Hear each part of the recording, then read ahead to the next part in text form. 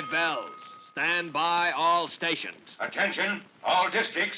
A 5-alarm fire. 5 bells. Move in immediately. That's it. Let's roll. Let's go. Firefighters.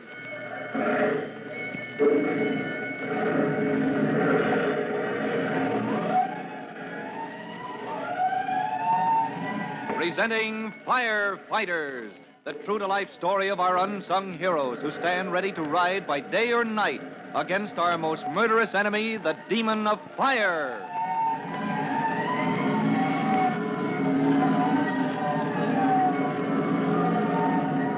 In just a minute, we'll take you to the scene of the fire at the waterfront. The fire under the old wooden dock, which was extinguished by Tim Collins, rookie fireman, and Lieutenant Greenspan when they worked their way under the dock with a rowboat. But before we join Tim Collins, here's a message for you.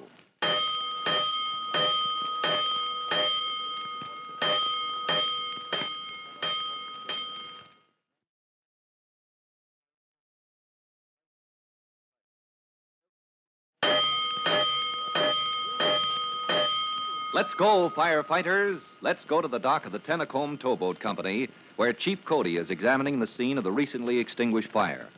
Just a moment ago, you remember, the engine men were ordered to take up their hose lines, and the truckmen set to work replacing the planks they had torn up in the hour-long search for the fire that was eating its way through the beams far below the surface of the dock.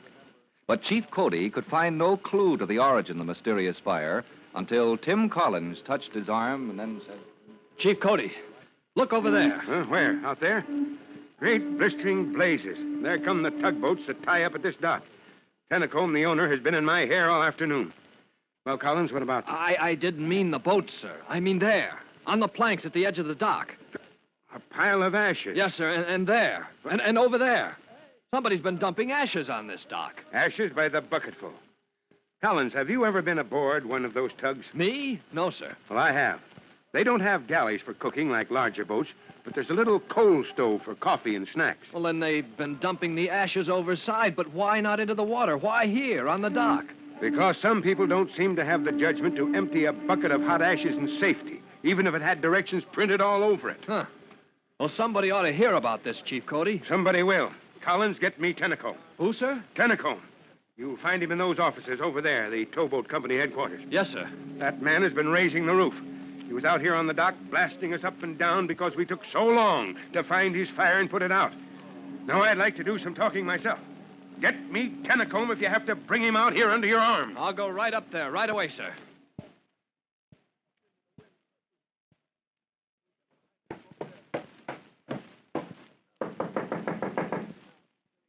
Well, come in. Don't knock my door down. I'm looking for a Mr. Tennacombe. Fireman. Or fireman. Now what is it? Are you Mr. Tennacombe? Of course I am. Who else would I be? And those are my tugboats out there. I saw them. Mr. Tennacombe... Look here. Look out this window. Well, yes, that's quite a view. Quite a view. You know what that view is costing me? Do you realize that because my tugs are unable to tie up at my dock on schedule, I'll be charged for overtime? But, Mr. Tennacombe... Overtime for every man in every crew on every one of my 4 tugboats. There goes my money. Because my boats can't dock on time because you so-called firemen, because you're incompetent. Because you can't find a fire in my dock. And if you could find it, you wouldn't know how to put it out in time to do it. But we did find your fire, and it's out. Well, this isn't the end of it, I can assure you. You'll hear from Eustace Tennacombe. If it's the last thing I do, what'd you say? The fire is out. Oh. But my dock. You ruined my dock. You ripped up 100 yards of plank. Yes, sure, tracing the fire. But we put it back. And your boats, look for yourself. But they're tying up the dock. Hey, where's my watch? Say, and on time. Yes. Now, if you're satisfied, Mr. Tennacombe... Satisfied? No, I'm not satisfied. You see that man out there on my dock?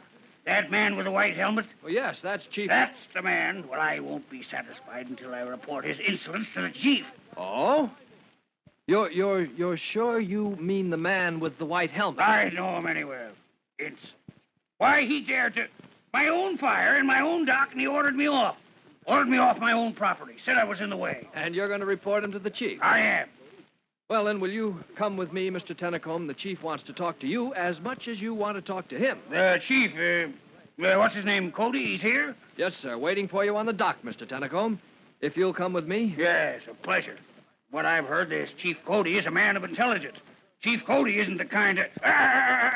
Careful with that door, you heavy-handed fireman. Here, let me.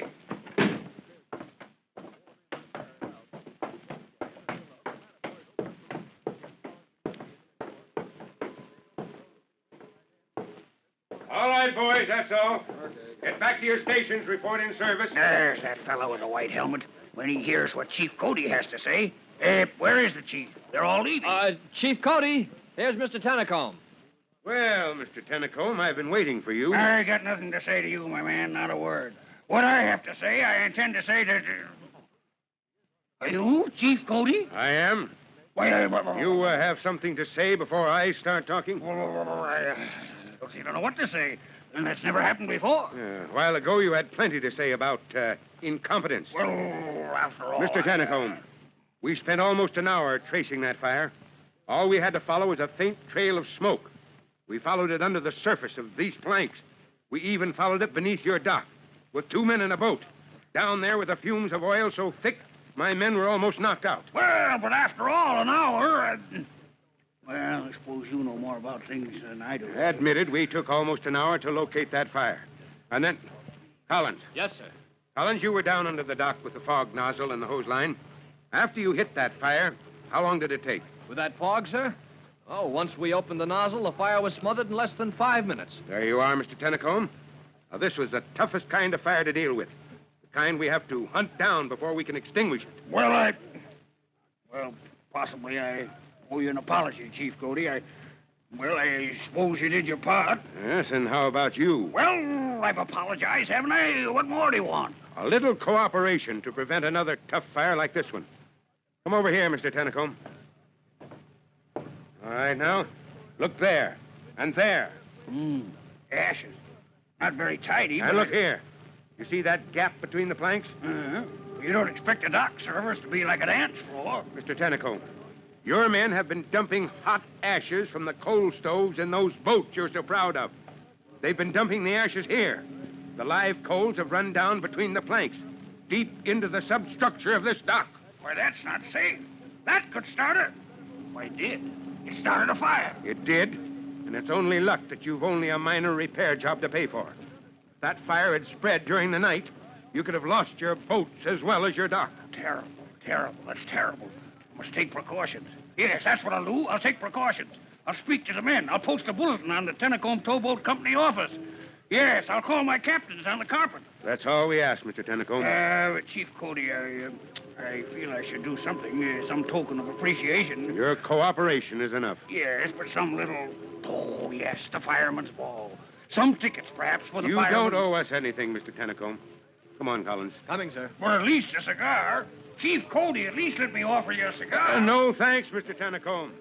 Come on, Collins, let's get away before he offers us a tugboat apiece. Yes, sir. So, where's your company, Collins? Oh, picked up and rolled back to the station, Chief Cody. The lieutenant told me to report back when you're through with me. Well, get in then. I'll give you a lift. Yes, sir. Thank you, sir. Oh, here's your hand lamp, the one we used under the dock. Oh, set it back in the rack. Yes, sir. Chief Cody. Yeah? When you ordered me to get Tennacombe from his office, well, I got the idea you were mad enough to bite his head off. Well, I was. Gross negligence. Permitting a fire hazard like that. Yes, sir, but when he got there, you weren't easy on him, but you... But I let him live. Is that what you don't understand? Well, with all his complaints... Well, Tim, I'll tell you. It's funny about this business of ours, this firefighting.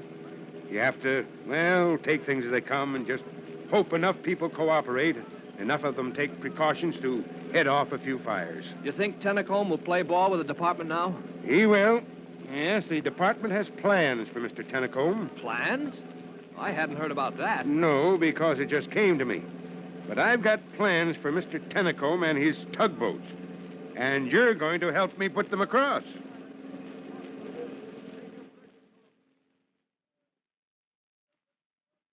Now, what plans do you suppose Chief Cody is making for Mr. Tennacombe? And what has the fire department to do with tugboats? It's too bad we have to leave just as the chief is preparing to confide in Tim Collins. But you'll be in on the secret before long if you listen to our next true-to-life episode of The Firefighters. In just a moment, Chief Bob Cody will tell you boys and girls how you can help the firefighters in your own town. But first, here's a message you ought to hear.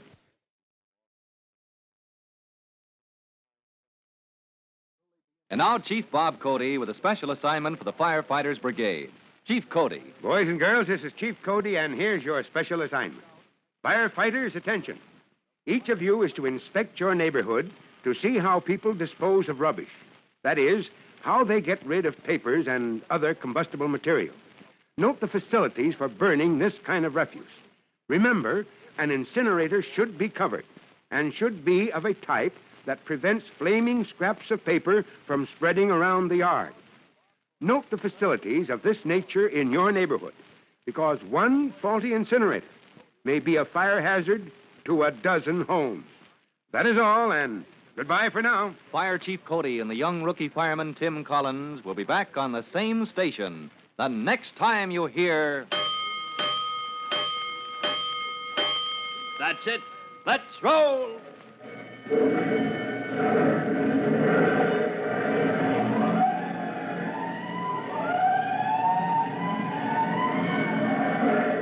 Let's go, Firefighters!